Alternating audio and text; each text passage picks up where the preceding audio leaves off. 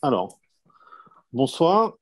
Ça fait plaisir de pouvoir reprendre les cycles culturels du Fonds social de Nice, qu'on appelle les cycles de Wilson. Pour ceux qui ne me connaissent pas, donc je suis Lionel Seban, le président régional du Fonds social.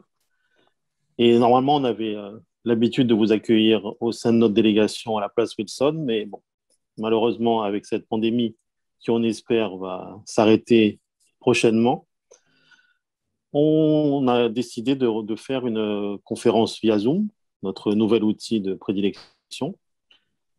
Donc ce soir, on a l'honneur de recevoir Yva Zerwal, qu'on avait déjà reçu il y a un petit moment maintenant, En pour janvier le 2020. En janvier 2020. janvier 2020. Donc voilà, ça fait un an, plus d'un an, avec une magnifique conférence qu'il nous avait fait sur son documentaire de l'islamo-gauchisme, vraiment très passionnant.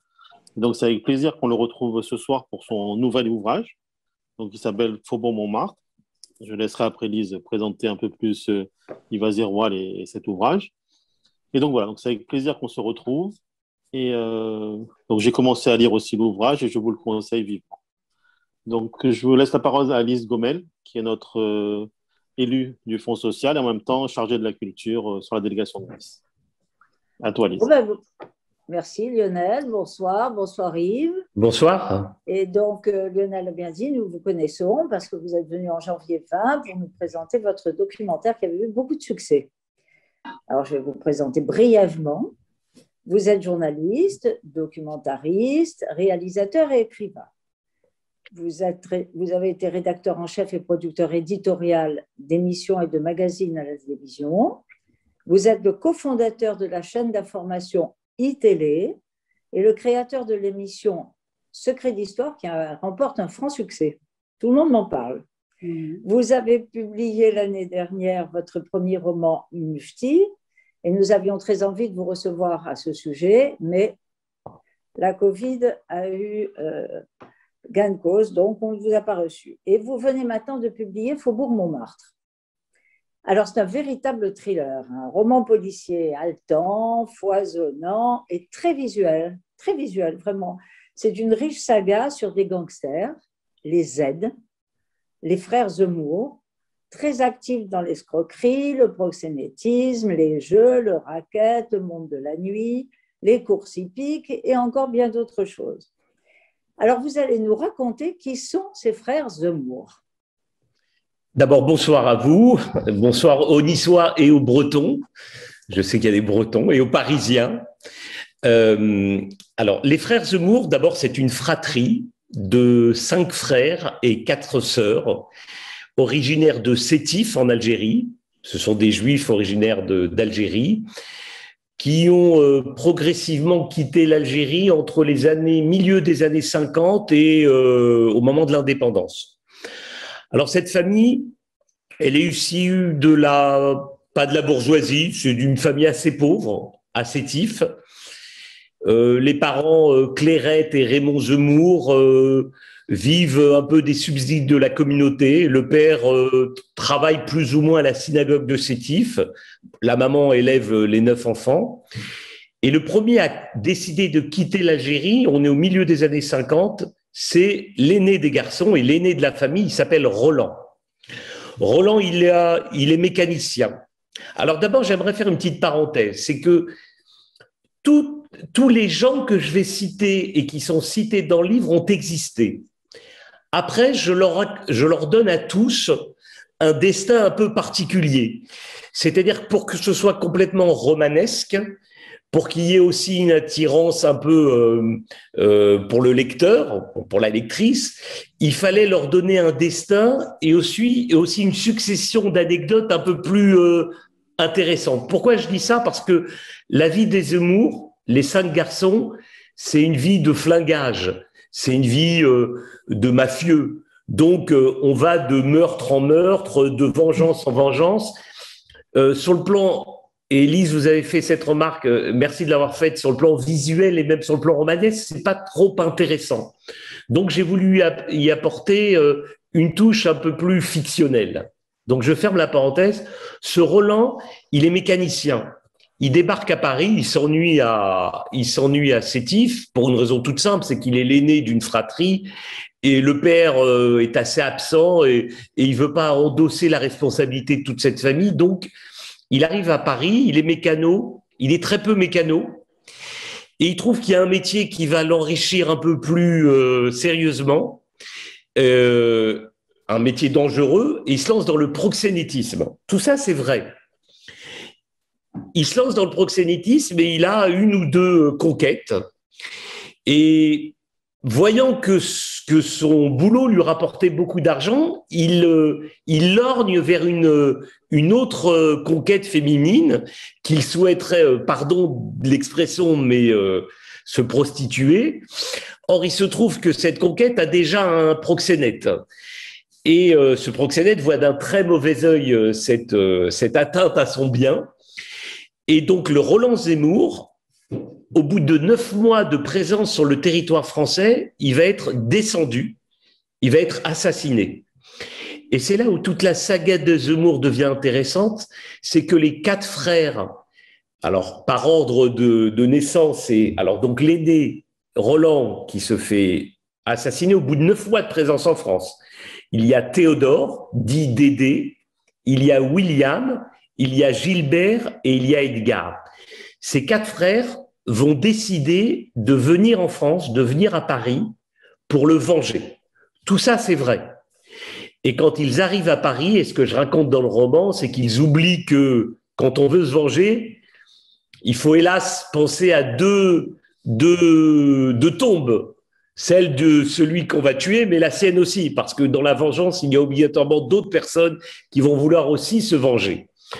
Et donc, ils débarquent à Paris et ils ont des petits métiers. Théodore, c'est l'aîné et c'est le sage de la famille. Ça ne veut pas dire qu'il n'est pas le truand, mais c'est celui qui est le plus... je vais vous définir rapidement les personnages, après on entrera dans le vif du roman. Théodore, c'est le sage, c'est le stratège de la famille. Gilbert et William, qui ont 1 an de différence, ce sont ceux qui vont, un est frimeur, il est attiré par le jeu, et l'autre, Gilbert, il ressemble à son Benjamin. Le Benjamin, c'est qui? C'est Edgar. Lui, c'est le fou furieux de la famille. Sa mère disait de lui qu'il était tombé sur la tête étant petit, et c'est pour ça qu'il avait des excès, et ça, c'est vrai, excès de violence.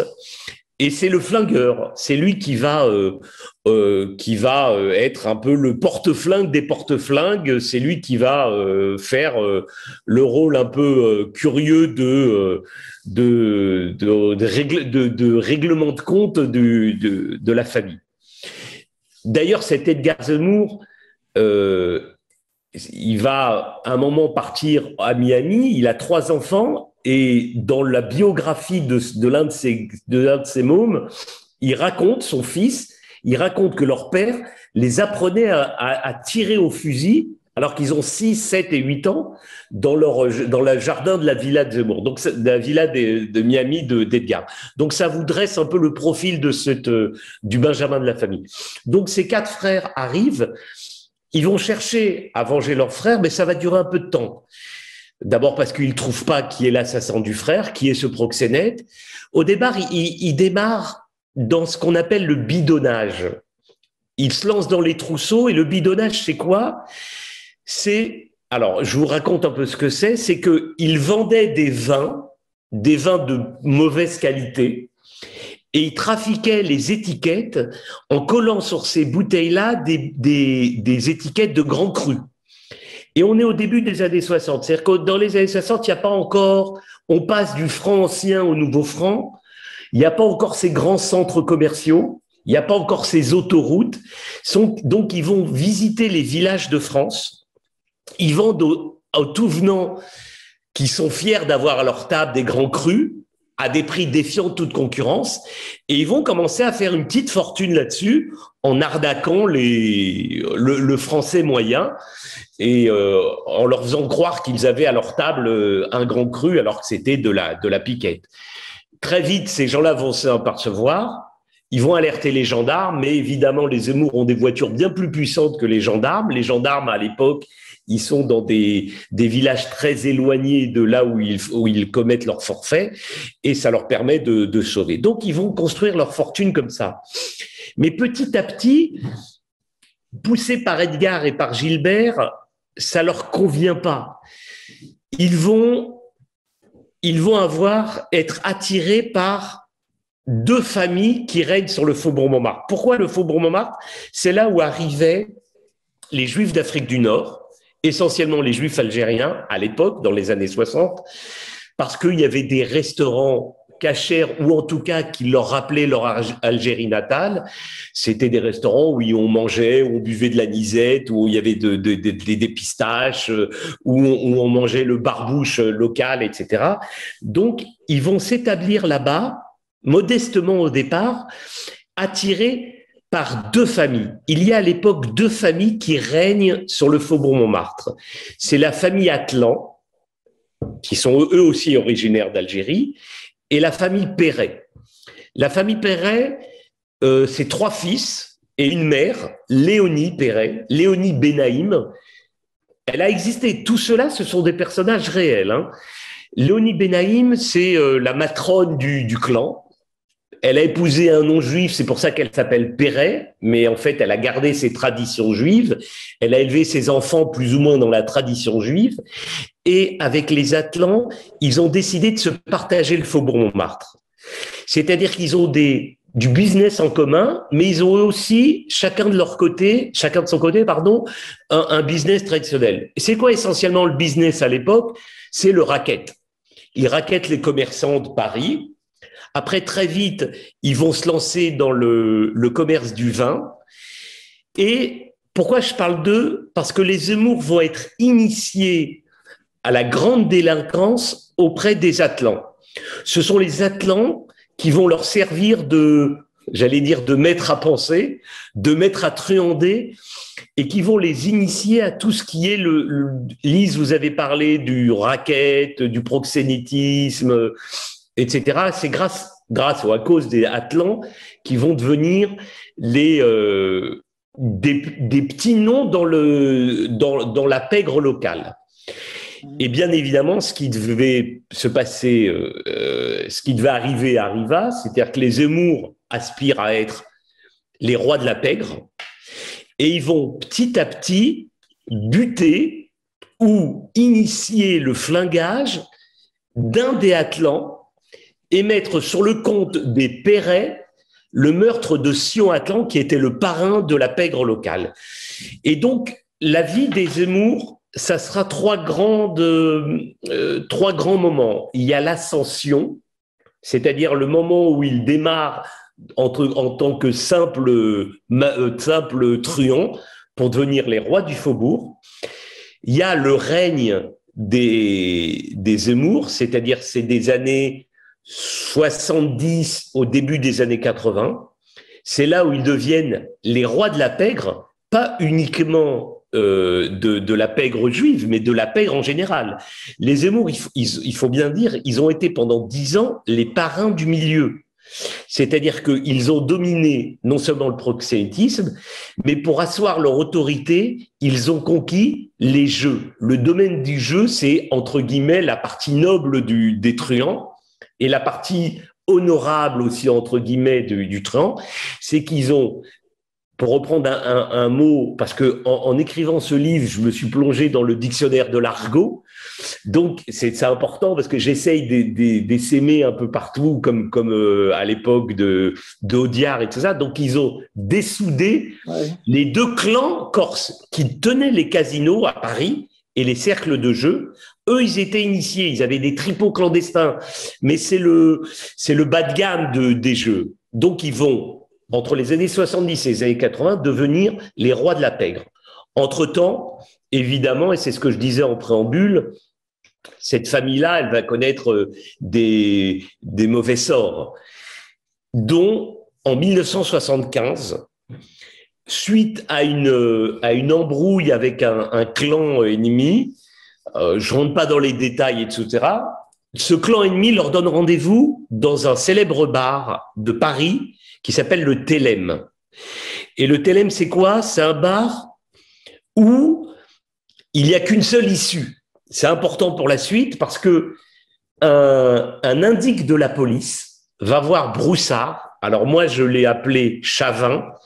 L'inspecteur Chavin dans le roman, c'est la somme de tous ces policiers qui ont successivement été à la recherche des frères Zemmour. Donc Chavin, c'est cette somme-là. Chavin va être alerté par un indique en lui disant il se tient quelque chose d'assez curieux. Demain se tiendra une chose assez curieuse, un rendez-vous des truands, ce Télème. Et le Broussard de l'époque, on connaît Broussard parce qu'il a été célèbre, c'est lui qui a arrêté Mesrine, qui a buté Mesrine. Ah oui. Et voilà, c'est pour ça qu'on connaît le commissaire Broussard. Il avait un collier de marbre comme ça. Enfin, vous avez dû le voir, ces images, ces photos et tout. Je ne sais pas s'il est encore vivant d'ailleurs. Bon, il doit avoir plus de 80 ans, mais bon, ça c'est la parenthèse. Et donc, ce Broussard se tient avec ses hommes devant le Télème. Il attend que la réunion se tienne et il rentre sans faire de mise au point, etc. Et là, il commence à buter un peu tout le monde, dont même des personnes qui étaient simplement de simples consommateurs. D'ailleurs, 3 avocats algériens qu'il a pris pour des truands, 2 d'entre eux ont été blessés. Et là, il tue un des frères Zemmour. C'est le deuxième mort de cette fratrie. C'est William qui meurt au Télème, on est en 75. Et William avait à ses côtés son frère Edgar. Edgar qui sera sévèrement blessé, qui ira en prison à l'hôpital de la Santé pendant 1 an. Il recevra 3 balles dans la colonne vertébrale. Et au lendemain de sa sortie de prison, il décide de partir pour Miami. On lui suivra tout à l'heure. Gilbert, très inquiet de ça, très inquiet. Gilbert, c'est un peu celui qui voulait être un peu l'image honorable de la famille. Je ne sais pas si vous vous souvenez j'ai eu Alexandre Arcadi récemment qui a lu le livre et qui m'a dit tout le bien qu'il pensait du livre et surtout il m'a dit, alors pardon de cette manque de modestie, mais il m'a dit ton idée de génie c'est d'avoir créé un personnage féminin. Oui. Il y a une Catherine dans cette histoire. Cette Catherine, elle permettait justement à la fois d'adoucir et de féminiser ce roman et surtout d'être le fil conducteur du début à la fin. Catherine, elle est au démarrage, c'est une jeune étudiante dans mon roman, elle est étudiante aux Beaux-Arts et tout à fait par hasard, elle fait la rencontre de Roland dans un train. Roland s'est sauvé de l'Algérie. Dans l'histoire véridique, on ne sait pas pourquoi Roland est parti. Moi, on ne sait pas. Dans l'histoire véridique, on raconte qu'il arrive à Paris, mais pourquoi il a quitté en 54 l'Algérie? Peut-être il y a eu des événements assétifs et tout. Et moi, je lui prête une histoire un peu compliquée, mais qui va être les prémices de son addiction au meurtre, au proxénétisme et au crime en définitive. C'est qu'il aurait tué une personne, il se serait sauvé de Sétif.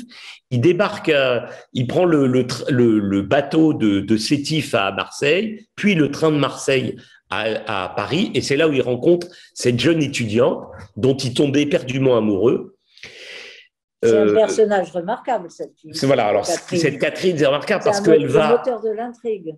Elle va participer à l'ascension criminelle. C'est elle qui va mettre les frères Zemmour sur la piste du proxénète qui a assassiné… mais je ne veux pas tout raconter non plus, qui va assassiner le Roland Zemmour et qui va leur permettre d'identifier. 19 ans après, ça c'est la parenthèse, c'est l'histoire vraie, 19 ans après, ils réussissent à loger ce proxénète et Théodore réussit à l'abattre. Alors moi, bien évidemment, dans le roman, je raccourcis la temporalité parce que ça les rendrait tout. Ils ont tous dans le roman une trentaine d'années. Et ça permet justement de les suivre dans une période assez fermée pour qu'on puisse les suivre pas à pas. Mais je parle un peu trop, je laisse Lise peut-être qui a sans doute des questions. Alors, oui, ce qui m'intéressait de savoir, c'est qu'est-ce qui vous a donné l'idée d'écrire l'histoire des frères Zemmour? Est-ce que c'est votre amour des années 60, du cinéma notamment des années 60-70, et donc ce Paris interlope de l'époque, ou c'est au contraire, c'est les frères Zemmour, et puis vous avez parlé, bien sûr, vous les avez mis dans cette époque et dans ce Paris. Alors, qu'est-ce qui s'est passé? C'est les deux à la fois. Alors, c'est vrai que je suis à la fois un lecteur des romans policiers.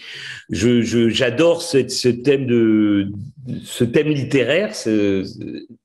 Mais aussi, j'ai été baigné. Alors, tout ce qui est Gabin, Delon, Ventura, les films d'Audiard, enfin les scénarios et les dialogues d'Audiard, etc. Tout ce film-là, les films noirs de l'époque. Voilà, ça me parle, ça m'intéresse. C'est pas l'histoire de flingage qui m'intéresse particulièrement, mais c'est ces amitiés-là, c'est ces relations humaines, c'est ce goût du risque.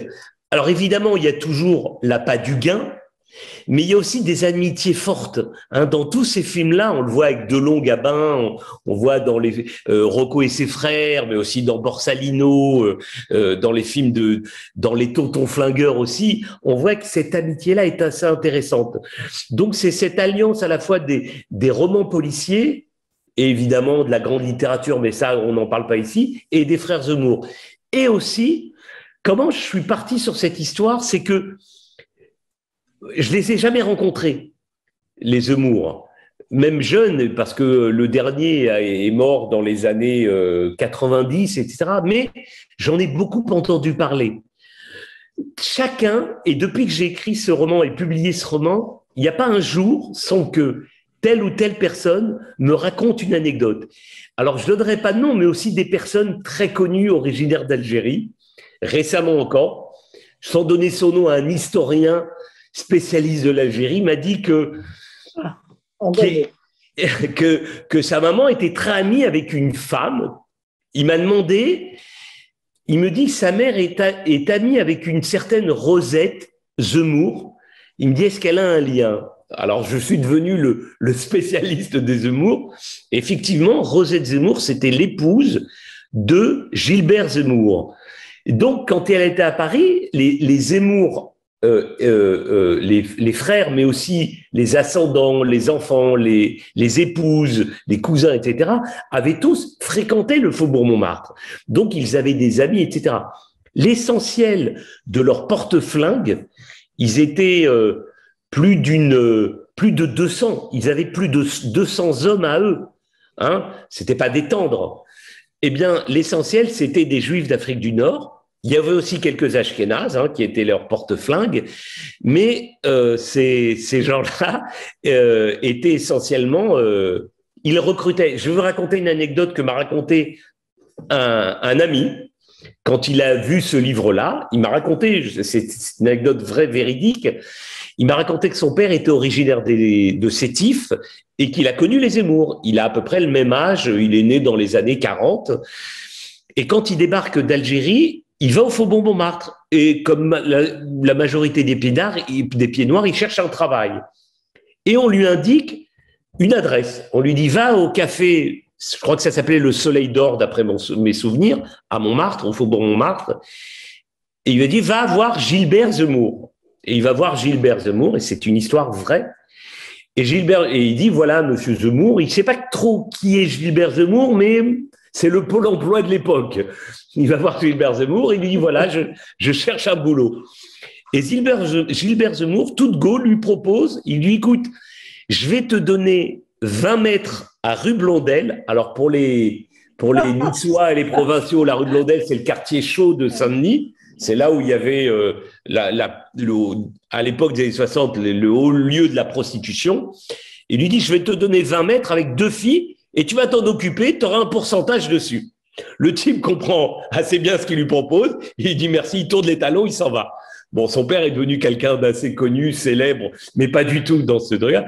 Mais c'est pour vous dire qu'à l'époque, les Zemmour, ils avaient une place importante.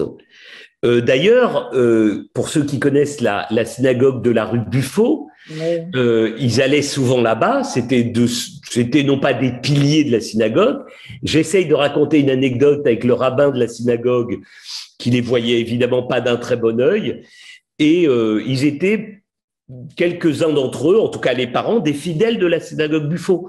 Pour eux, c'était normal. On raconte même qu'à un moment, pendant la guerre des 6 jours, à la veille de la guerre, pendant la guerre de 6 jours, ils ont fait une collecte dans tout le Sentier et dans tout le Faubourg Montmartre et à Belleville aussi, dans tous les quartiers juifs de la capitale, ce qui était à l'époque les quartiers juifs de la capitale, pour collecter des fonds pour l'envoyer en Israël pendant la guerre des 6 jours. Alors, je ne sais pas où est passé l'argent. Est-ce qu'il est vraiment arrivé en Israël? Je ne sais pas. Il faudra peut-être faire une enquête ou demander aux ambassadeurs précédents pour voir si cet argent est vraiment arrivé. Mais en tout cas, ils ont fait cette collecte-là auprès des commerçants juifs. Donc, ce qui m'a intéressé, c'est cette histoire, cette fratrie juive qui devient les rois de la pègre française. Pendant 10 ans, ça a été les parrains du milieu français. Et aussi cette histoire de vengeance, cette histoire de meurtre, de trafic. Voilà ce qui m'a plu à l'origine. C'est ça. Et vous vous êtes documenté alors donc auprès d'amis ou enfin de connaissances de ces Zemmour et auprès de quoi, de qui, Alors d'abord il y a beaucoup de publications. Il y a beaucoup de témoignages des policiers.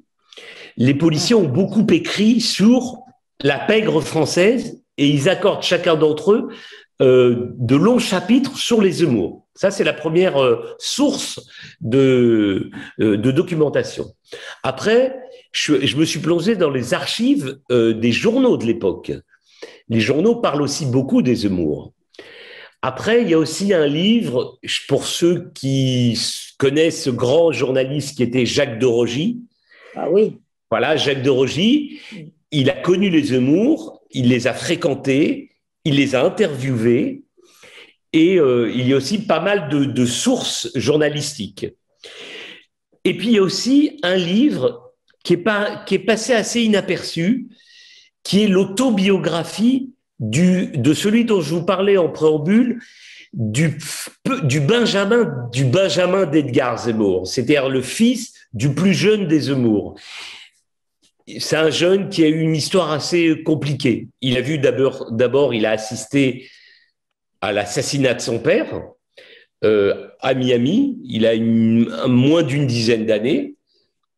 Et aussi, donc quand son père meurt, sa mère rentre à Paris. Il est hébergé chez son oncle, Gilbert. Et là, Gilbert, c'est le dernier. Il va être assassiné dans les années 80. Je ne sais pas si vous vous souvenez, il habite vers les Invalides. Il est très tôt le matin, et ça c'est dans la presse, et ça c'est raconté minute par minute.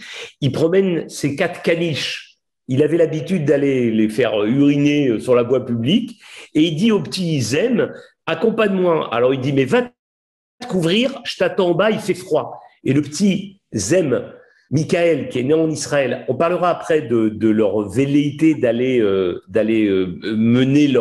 étendre leur milieu ailleurs qu'en France. Et ce petit Michael monte chez lui et quand il redescend, il voit son oncle flingué. On ne saura jamais par qui. Et ça a été...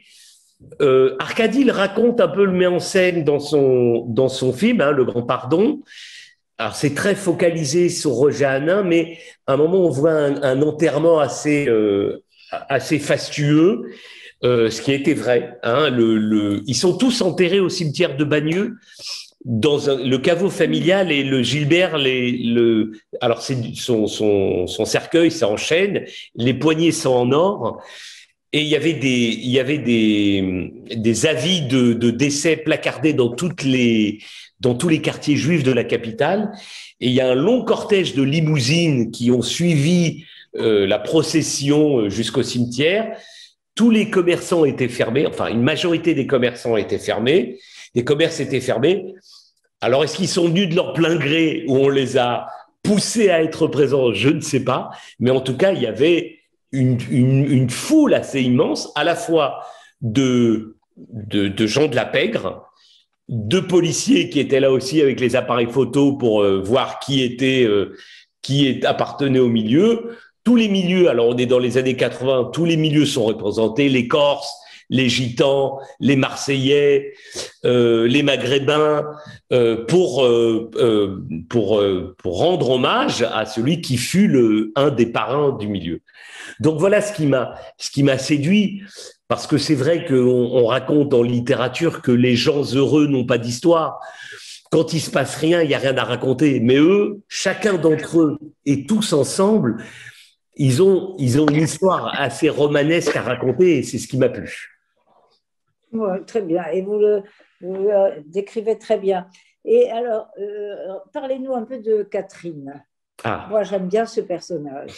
Elle est assez énigmatique et en même temps, on voit que c'est une femme qui a énormément de pouvoir, de séduction, de charme, qui a beaucoup de pouvoir avec son charme. Et racontez-nous, comment vous l'avez inventée? Catherine, j'ai déjà esquissé un peu. Catherine, c'est une étudiante aux Beaux-Arts. Alors, je lui prête un passé assez compliqué pour elle. On va pas dire, bon, elle est orpheline, elle a subi un viol dans son village. Elle monte à la capitale faire ses études de Beaux-Arts et dans le train, elle rencontre Roland.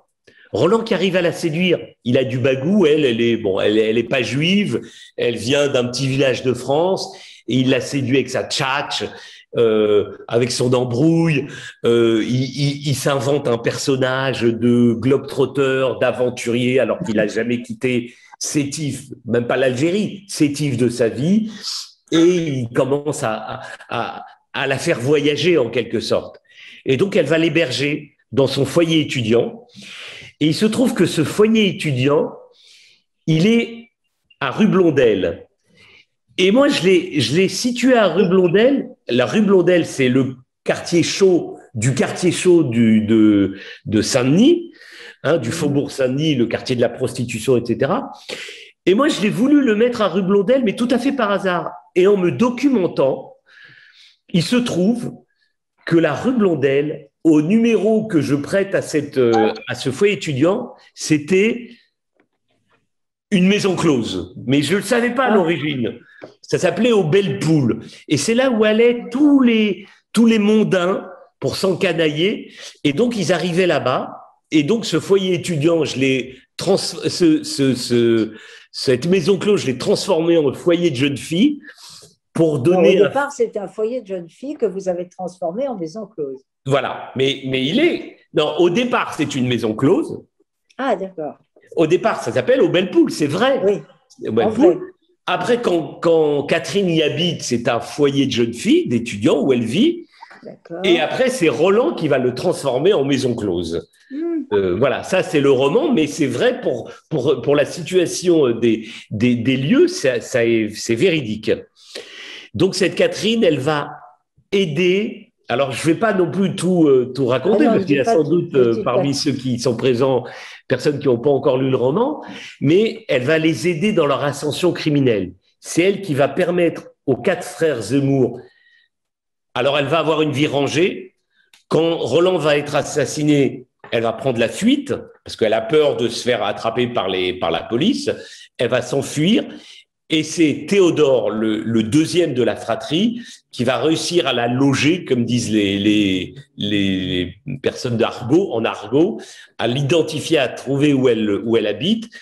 Et c'est elle qui va les aider à la fois à trouver l'assassin de leur frère, mais aussi à les aider à les initier dans leur ascension criminelle. Parce qu'au début, je vous ai dit, c'est des petits truands, ils font des petites arnaques.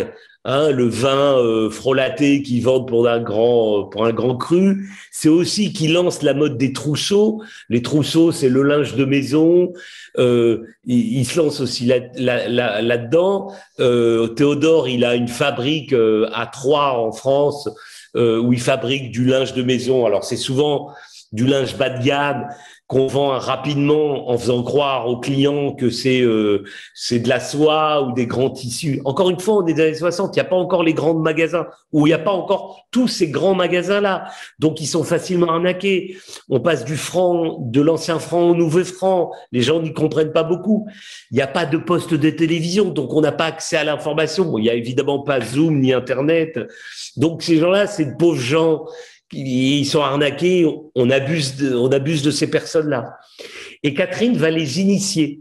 C'est Catherine qui va leur apprendre un peu, mais sans le vouloir, sans s'impliquer plus que ça, les règles du proxénétisme.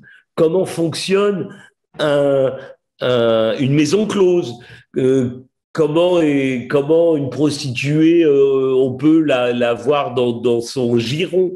Et ils vont peu à peu gravir les échelons en passant, grâce à elles, mais aussi grâce à leur talent, et je mets des guillemets, d'arnaqueurs, à ce stade-là de parrain du milieu. Encore une fois, pendant 10 ans, ça a été les rois de la pègre française. Et qui vous a inspiré pour ce personnage de Catherine? Alors, j'ai remarqué que mais pour toutes les personnes là qui nous font l'amitié de nous suivre, quand on regarde, ou pour ceux qui lisent des romans policiers, ou en tout cas qui regardent les films policiers, il y a très peu de personnages féminins. Oui. Et les personnages féminins, elles sont réduits à soit les maîtresses, soit les femmes d'eux, soit les prostituées, soit les petites amies, etc. Mais elles n'ont pas un rôle prégnant. Hein, vous verrez avec un œil maintenant un peu plus d'acuité, etc. C'est vraiment des personnages secondaires dans la littérature ou dans le film policier, sauf de très rares cas. Là, j'ai voulu lui donner, c'est un des personnages principaux du roman, j'ai voulu lui donner de la consistance, pas parce que 80% des lecteurs sont des lectrices, mais aussi parce que ça manque dans le roman policier un personnage féminin de premier plan. Et je trouve que cette Catherine-là, vraiment, je l'ai beaucoup travaillée. Elle a cette chair-là, elle a cette fonction à la fois romanesque et aussi, vous parliez de visuel. C'est important aussi, alors moi je suis très consommateur de séries, c'est important aussi de donner, il faut qu'un personnage puisse être le déclic. Et elle, c'est le déclic, en bien ou en mal. C'est le moteur.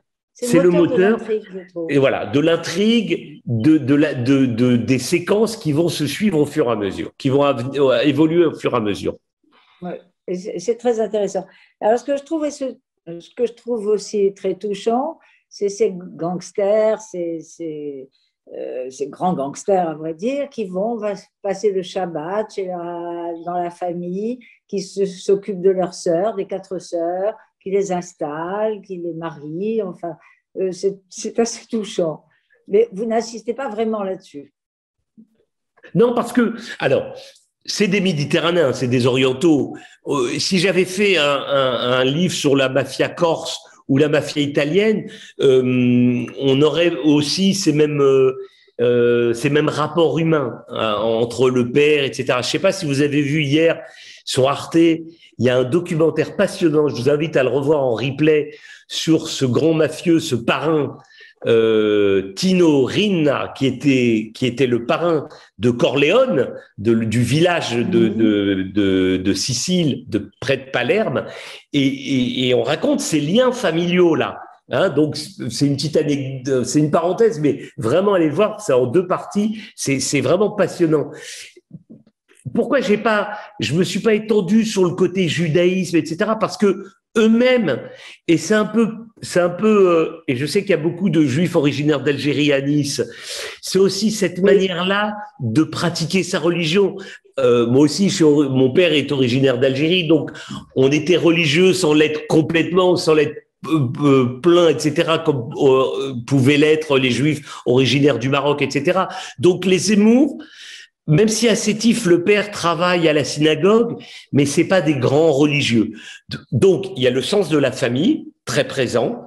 Hein. Ils vont, au fur et à mesure de leur ascension, faciliter l'intégration et l'insertion de leurs sœurs, comme vous avez dit, Lise, en leur ouvrant des commerces, hein, encore, en facilitant.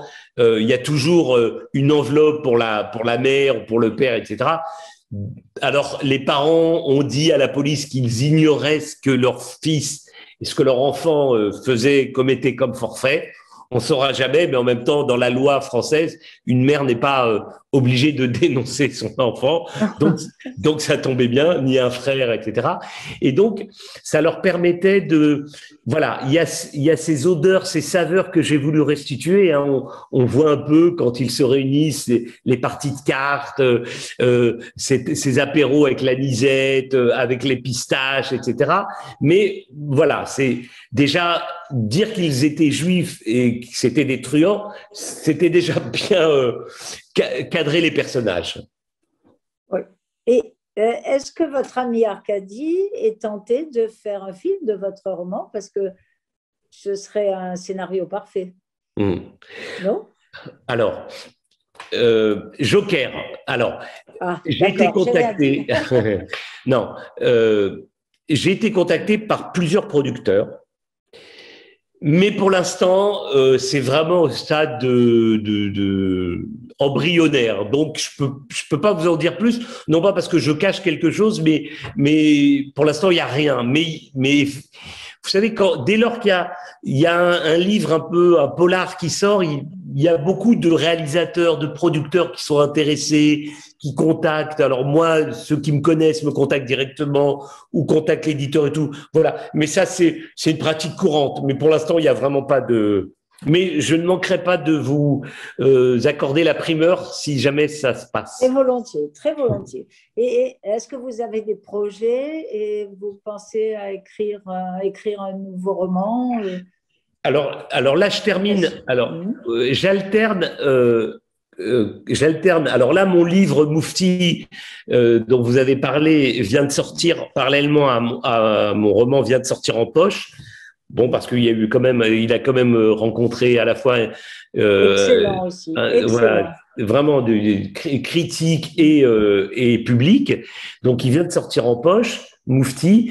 Et j'avais fait un documentaire où vous m'avez invité sur l'islamo-gauchisme. Et là, je viens de terminer le tournage d'un documentaire qui est la suite d'un précédent documentaire que j'avais fait sur la présidentielle de Gaulle à Hollande à l'époque, sur les artistes, leur relation entre les artistes et les candidats à la présidentielle. Donc, j'avais fait ça il y a 3 ans. Et là, les chaînes pour lesquelles j'avais fait ce documentaire avec mon camarade Yves Deray, c'est Public Sénat, TV5 Monde et la chaîne Histoire. On leur a proposé la suite, les intellectuels et la présidentielle. Pourquoi les intellectuels s'engagent auprès des candidats à la présidentielle et pourquoi les candidats à la présidentielle sollicitent les intellectuels. Donc, rapidement, il y a Bernard-Henri Lévy, Pascal Bruckner, Alexandre Jardin, Franck Louvrier, qui était le porte-parole de Nicolas Sarkozy.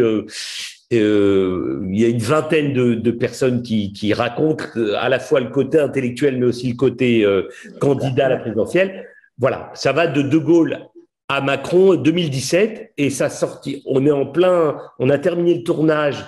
On est en plein décryptage des sonores. On sera en montage à la fin juin et ça sera pour la rentrée ou début 2022 pour la présidentielle. Voilà. Très bien. Très bien. Alors, y a-t-il des questions?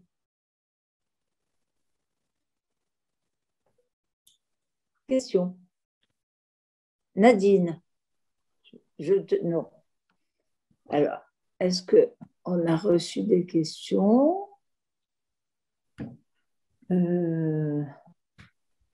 Non, je n'ai pas de questions. Peut-être ceux qui l'ont lu. Qui l'a lu déjà dans cette assemblée? Lise et Nathalie. Ah, et Lionel, pardon, oui, Lionel qui m'avait dit. Je vois Nathalie Ostroviac. Une question, Nathalie, peut-être? C'est souvent la première question qui est la plus compliquée, donc on va passer à la deuxième question. Tu vas poser la deuxième question. Poser la deuxième. Non, moi, enfin, je peux donner surtout un avis. Je suis plongée dedans. Je me suis retenue de le lire pour pas le finir trop vite parce que j'ai vraiment adoré. Ce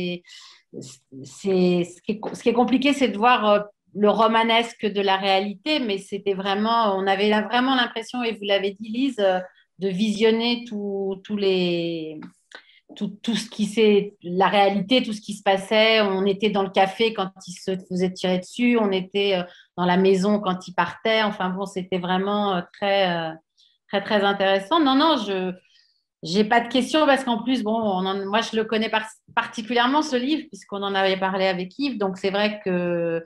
Mais je suis assez fan et j'ai trouvé que c'était vraiment un roman formidable. Et on a presque envie d'une suite ou d'imaginer que certains personnages… Est-ce que, par exemple, certains personnages pourraient avoir une vie après ce livre? Alors, sans trahir de secret, mais parce que c'est une notoriété publique que les Zemmour sont tous morts oui, sous les balles. Pas que dans le livre. Sauf le dernier. Alors moi, je raconte pas, mais le Théodore, il a un destin un peu particulier. Et c'est vrai que ce personnage de Catherine, et ça, tous les lecteurs me le disent, il est encore plus attachant. Parce que paradoxalement, les Zemmour qui sont en fait des truands, on peut dire des sales types malgré tout, parce que c'est des proxénètes, c'est des assassins, etc. Mais les gens me disent, les premiers lecteurs me disent, vous avez réussi quand même à nous les rendre sympathiques pour des truands. Ouais.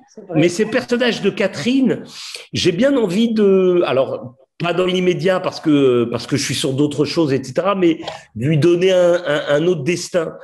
Est-ce qu'elle va vouloir les venger? Est-ce qu'elle va vouloir les réhabiliter? Est-ce qu'elle va vouloir écrire l'histoire de leur vie?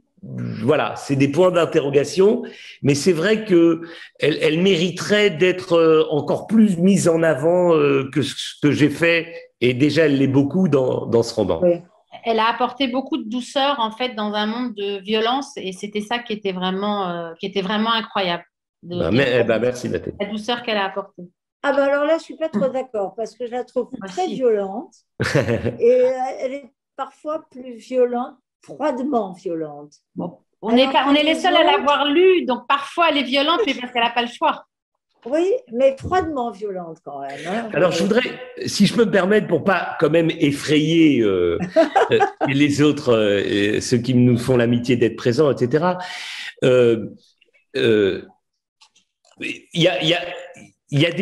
On raconte la violence, mais il n'y a pas des scènes violentes. C'est-à-dire que moi, je suis pas partisan de montrer. Tout est suggéré. Quoi. Oui, c'est vrai. Voilà. Et puis c'est quand même deux belles histoires d'amour. D'abord entre Roland et Catherine, mais aussi entre Catherine et Théodore. Sans trahir de secret, et un des frères Zemmour.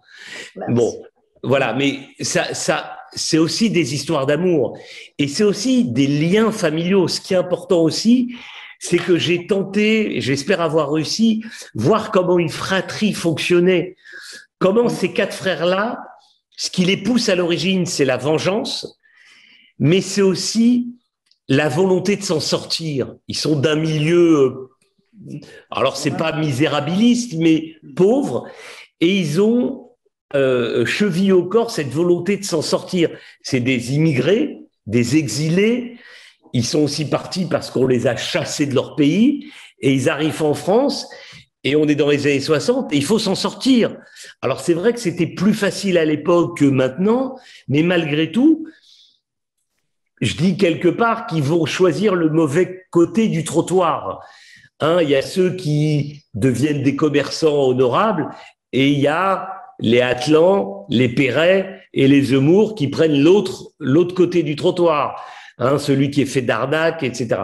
Voilà. Mais voilà, c'est aussi deux histoires d'amour parallèles et deux histoires de fraternité qui, à mes yeux, étaient importantes de mettre en avant. C'est justement pour ça, contrairement aux films noirs que j'aime regarder, mais où il y a très peu d'histoires d'amour, et c'est surtout des histoires de flingage entre les clans, entre les gangs. On n'est jamais gêné, en fait. On a jamais peur, en réalité, Non, pendant la c'est lecture vrai. du livre.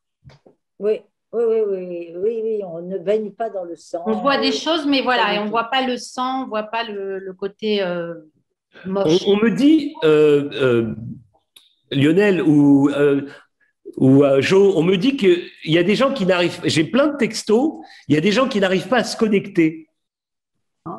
Impossible. Par exemple, Richard, un ami. Ça Et y est, d'autres. Richard, il a réussi. Ah, ça y est, il a réussi. Mais je vois, mais il n'est pas à l'écran. Il n'a pas mis sa caméra. Ah, d'accord, ok. Il veut être incognito. Et il y a une amie qui s'appelle Sarah qui n'arrive pas. Bon, mais tout de même, on va terminer dans peu de temps, mais voilà. C'était pour l'anecdote. L'émission sera Oui. enregistrée de toute façon, vous inquiétez pas. On pourra la réécouter en replay. Elle va être D'accord. diffusée. Vous m'enverrez le lien, vous allez le mettre sur Facebook. D'accord. Oui, Ok. ne vous inquiétez pas. D'accord. André, tu veux parler? Non, tout simplement, ça m'a vraiment donné envie de le lire, de vous entendre. Je vous écoute, je vais allumer la lumière parce que je vois qu'on me voit. Oui, on ne vous voit pas. Voilà. C'est vrai que vous étiez dans le Voilà. total. Hein. Pardon André, je vous ai coupé, pardonnez-moi. Non, je vous en prie. Je suis de Bordeaux et je Oui. suis présidente d'une loge bnébrite et très amie, bien sûr, de Lise. Donc, c'est ce qui m'a encouragée à assister à cette conférence. Mais je n'ai jamais lu par vous, enfin, je n'ai jamais été attirée par les romans policiers. Mais là, de vous entendre en parler sur toutes ces facettes-là, et puis alors, bien sûr, ça nous touche, c'est une famille qui est originaire d'Algérie, etc. Donc là, je pense que je vais vraiment le lire. Et ce que je voulais dire également, c'est qu'il y a fort longtemps que j'ai envie de vous faire intervenir à Bordeaux. Voilà. On prendrait rendez-vous. C'était pour, là déjà pour l'islamo-gauchisme, mais on en avait parlé avec Lise. Et puis est arrivé le Covid, les Zooms, les machins, donc voilà. Mais je vous conseille. L'invitation est lancée. Eh bien, écoutez, Lise vous donnera mes coordonnées, mais c'est avec grand plaisir. Et je vais vous dire pourquoi en plus. Parce que donc Lise a dit en préambule que j'avais été un des cofondateurs d'une chaîne qui s'appelait e-Télévision, qui est devenue CNews à l'époque. Oui. Et j'étais en charge du recrutement des journalistes. C'était la chaîne qui était partout en région. Ah. Et donc j'ai visité, mais alors vraiment, d'abord sur le plan personnel et aussi pour mon travail, mais vraiment toutes les villes de France. Je connais vraiment la France du nord au sud, de l'est. Il y a une ville, Bordeaux, que je n'ai jamais visitée, Ah bon? Eh bien. dans laquelle je ne suis jamais allé. Alors j'ai fait toutes les villes auto, hein, toutes. Le bassin d'Arcachon, le Pilat, Saint-Jean-le-Cap-Ferrat, tout. Je n'ai jamais mis les pieds à Bordeaux. Donc, alors Andrea, vous j'y fera- viendrai, mais C'était doublement, très bien d'abord pour vous vendu. rendre visite à vous et pour faire une conférence sur ce que vous voulez, et aussi pour voir cette belle ville. Ah, bah alors. Vous êtes sur Paris. Voilà. Vous êtes sur Paris. Je vous entends Oui, pas. Paris. Quoi? Vous êtes à Paris, sur Paris. Vous êtes Oui, je suis sur Paris. D'accord. Et Je vais le 13 juin, le centre communautaire de Grenoble me reçoit, mais là en présentiel, je serai le 13 juin à Grenoble. voilà. Alors, moi, je préférerais que ce soit en présentiel. Bah oui, moi avec grand plaisir. Bon, mais l'année du Bnébrite se terminant en fin juin, ça va être un peu juste, mais très certainement pour la reprise. Avec grand plaisir. Vous me direz, voilà, on échangera, Lise vous donnera mes coordonnées, mon mail, tout ça sans problème, avec grand plaisir. Et à Nice aussi, hein, pour le prochain documentaire. D'accord.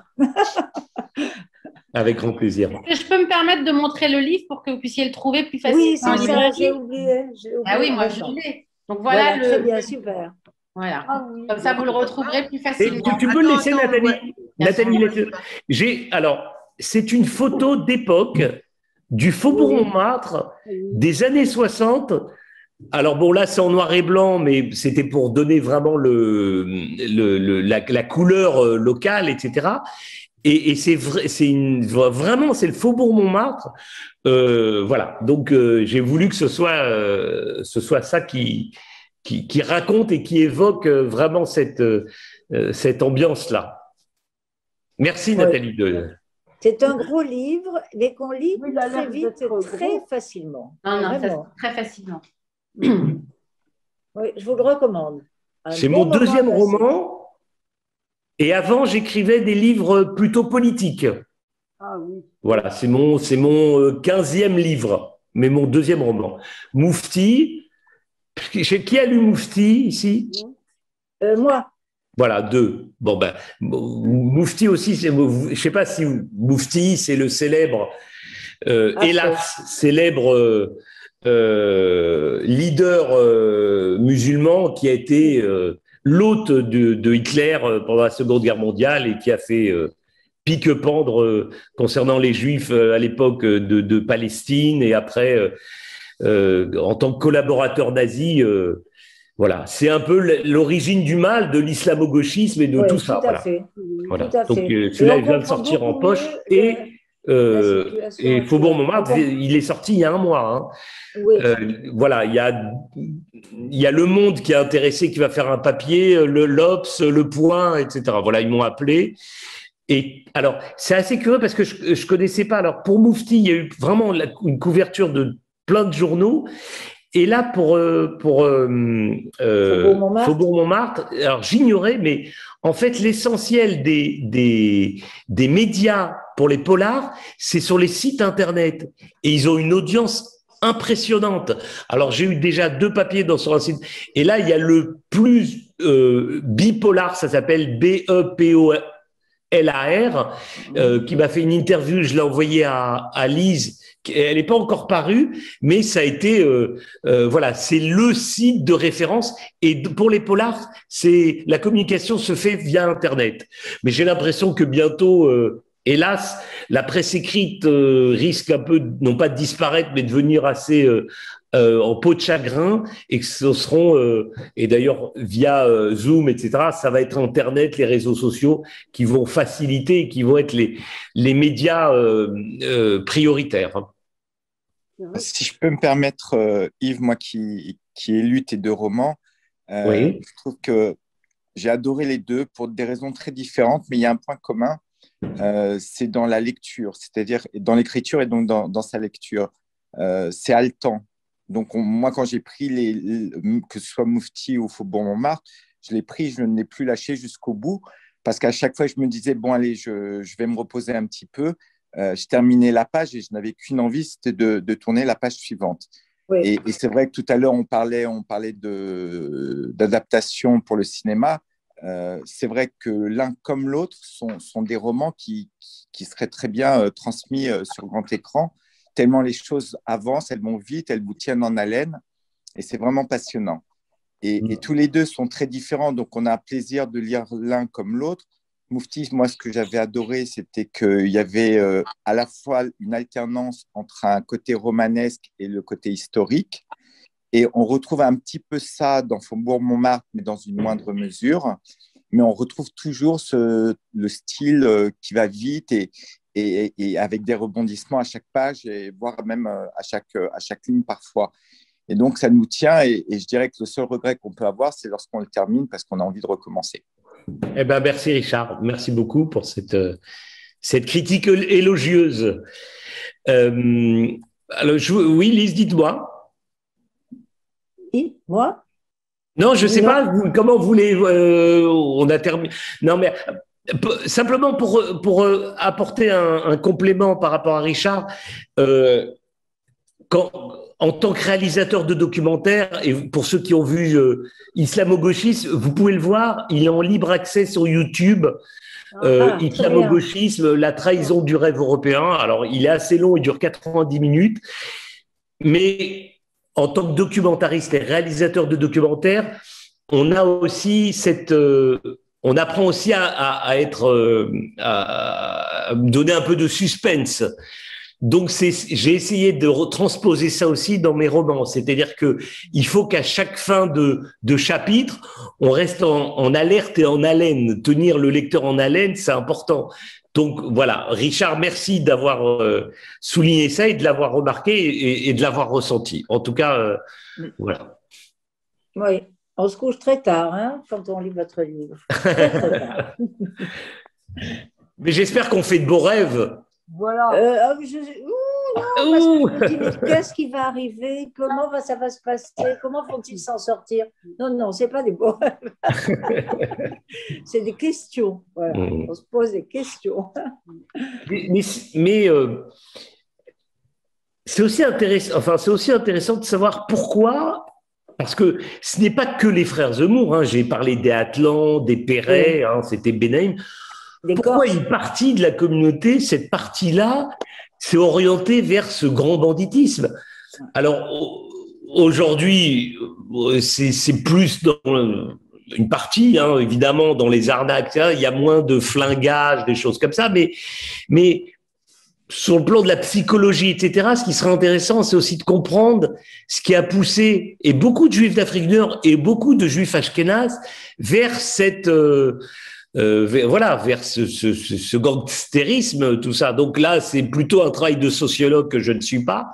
Mais voilà, je vais m'y intéresser parce que c'est quand même, comme j'ai appris qu'au XVIe et XVIIe siècle, et ça, c'est un ami qui me l'a appris, qui est réalisateur de documentaires, il y avait des flibustiers juifs au XVIIe siècle. Oui, voilà. tout à fait. Et j'ai voulu, ça m'a donné une idée de documentaire. Bon, mais là, dans un futur lointain, parce que j'ai d'autres choses à faire. Mais j'ai envie de m'y intéresser aussi à ça. Vous voyez, toutes ces spécificités qui ont trait aussi à la communauté. Alors, j'ai été interviewé à Sud Radio sur mon bouquin et je lui ai dit à la fin, je lui ai dit bon. C'est vrai qu'on a des intellos, c'est vrai qu'on a des prix Nobel, c'est vrai qu'on a de grands écrivains, de grands peintres, de grands musiciens, mais on a aussi, il faut pas l'oublier, une face un peu plus noire dans certains. Alors, elle est minime, mais elle est aussi présente, donc il fallait aussi la raconter. Voilà, c'est ce que j'ai voulu faire à travers Faubourg Montmartre. En tout cas, voilà, j'invite vraiment tout le monde à acheter ce livre. D'abord aussi à lire le Mufti parce que ça explique beaucoup les événements actuels, beaucoup. Tout à fait. Donc, on comprend beaucoup mieux. Et donc, bien, Lionel, veux-tu conclure? Je vous remercie, Yves, vraiment, sincèrement. C'est moi qui vous remercie. Merci à toutes et à tous d'avoir pris le temps d'être présent et de vous intéresser. En tout cas, j'espère vous avoir intéressé à ce sujet-là, à ce roman, qui reste un roman. Hein, c'est un roman, donc voilà. Ouais. Et j'espère qu'on vous verra en présentiel l'année prochaine. Avec grand plaisir. Vous savez que voilà, je réponds toujours présent quand c'est le Fonds social, la communauté, les associations communautaires, vraiment toujours avec grand plaisir. Je sais, je vous en remercie. Merci à vous, merci à tous. Lionel? Oui. Alors, merci beaucoup Yves pour votre conférence de ce soir et c'est toujours aussi intéressant de vous entendre. Et ça m'a rappelé notre dernière conférence sur l'islamo-gauchisme. Donc moi, j'ai juste commencé le bouquin. C'est pour ça que je n'ai pas fait encore trop de commentaires. Je rentre un peu dedans, mais c'est vrai que c'est assez... on a envie de savoir la suite. Voilà. Donc c'est clair. Et voilà, donc je tenais à vous remercier. J'encourage tous ceux qui sont là à acheter ce bouquin parce qu'il est vraiment... Voilà. Vous avez vraiment envie de connaître. Il y a un fil conducteur qui est très, très sympathique. Et juste pour... Alors, une petite information du Fonds social. Je profite, comme il y a certains qui sont de Paris ici. Il y a le 16e Festival des cultures juives qui aura lieu du 15 au 28 juin, donc le mois prochain, où cette année, on pourra refaire un peu des concerts, des conférences, des rencontres. Et cette année, le thème, c'est Air de famille. Donc, ceux qui sont sur Paris pourront assister à ce Festival des cultures juives. Voilà, donc je remercie encore Yves et je vous remercie d'avoir... Merci à cette conférence. Merci au Fonds social et merci à toutes celles et tous ceux qui ont participé. Et Bordeaux, j'attends votre invitation. Plaisante. Votre micro, André. Non, non, on ne Voilà. vous entend pas. des voilà. Zooms quotidiens avec le Blébrite ou autre. Ce sont des sujets très sérieux. Là, ça m'a un petit peu fait évader. Merci Voilà. beaucoup. Merci à vous tous. Tout à fait. Merci. Bonne Merci soirée. à Jo, merci. Merci. Et Bonsoir. bonsoir Merci et à très bien. À bientôt. bientôt. Merci. Au revoir. Au revoir, Lise, au revoir, merci. Au revoir. Merci à tous. Au revoir, Marie-Laure. Très bonne soirée. Merci à tous. Très bonne Merci. soirée, Bonsoir. Marie-Laure. Bonsoir. Bonsoir, merci. Au revoir. Bonsoir Lise. Bonsoir. Bonsoir, Daniel. Bonsoir tout le monde. C'était magnifique. Bonsoir, Lise. Ouais. On pense à un pavé mosaïque Ouais, parce que, ouais. avec le blanc et le noir, et c'était magnifique. Non, mais c'est vraiment à lire, hein, parce que Oui, moi, je ne suis je pas vais du aller tout le une faire fan des demain. polars. Et j'ai vraiment aimé. C'est un monde qu'on connaît peu, qui est très bien décrit, qui est bien raconté. Et puis cette époque aussi, Oui. on a oublié, hein, on était jeunes. Bien sûr. Tout Voilà. à fait. À Merci. bientôt. Daniel, Merci. à demain peut-être. À demain. À À demain, demain. absolument. Voilà. Bientôt. Au Merci revoir. à tous. Je Au coupe. revoir.